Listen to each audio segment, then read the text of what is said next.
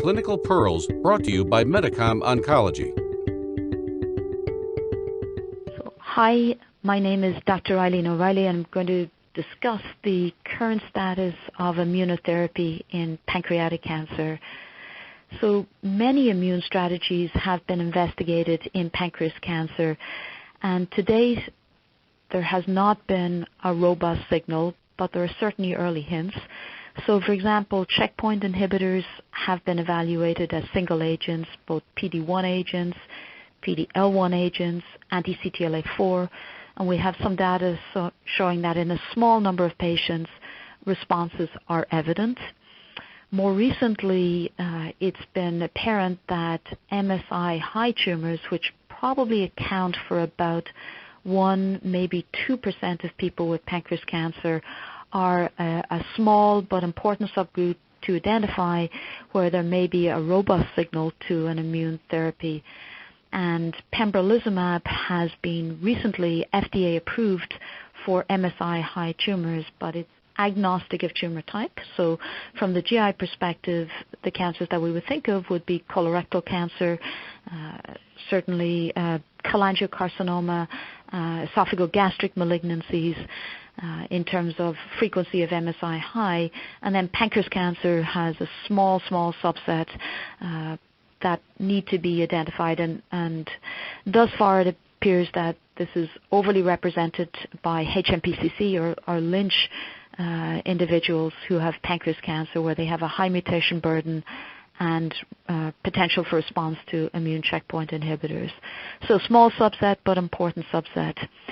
So what else is happening with regard to immune therapies? So single agents in terms of checkpoints outside the MSI-high setting for the most part are not cutting it, and the focus has been on developing combination strategies.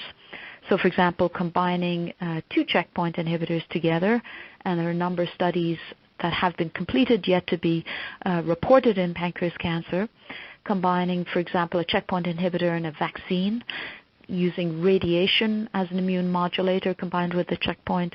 And perhaps the strategy that may have some traction, but again we're waiting data, is combining cytotoxic therapy and immune therapy in pancreas cancer, recognizing now that there's a precedent in non-small cell lung cancer for this strategy, and for pancreas cancer, where we're heavily reliant on the value of cytotoxic therapies for disease control, this particular approach may be relevant moving forward.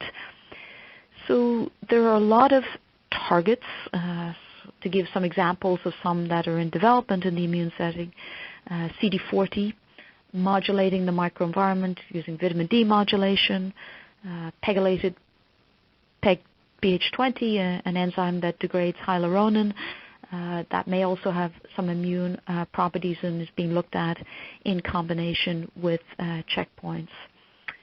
So where do we see immune therapies fitting in pancreas cancer? Well, I think there's yet to be an established niche, but a possible context might be in a maintenance setting after disease has been debulked, symptoms stabilized. That may be a setting, or possibly in the locally advanced disease context after, again, initial disease control has been maintained and as a more maintenance strategy for going forward. So I think the excitement is that there's a lot happening. There are a lot of studies underway, and while as yet we haven't made the inroads with immune therapies that are evident in other major solid organ malignancies, there's certainly hope that with an increased focus on understanding the tumor microenvironment and the immune biology, that we may begin to see some strategies for moving forward in this setting in pancreas cancer. Don't forget to subscribe to the Medicom Oncology podcast channel for more clinical pearls.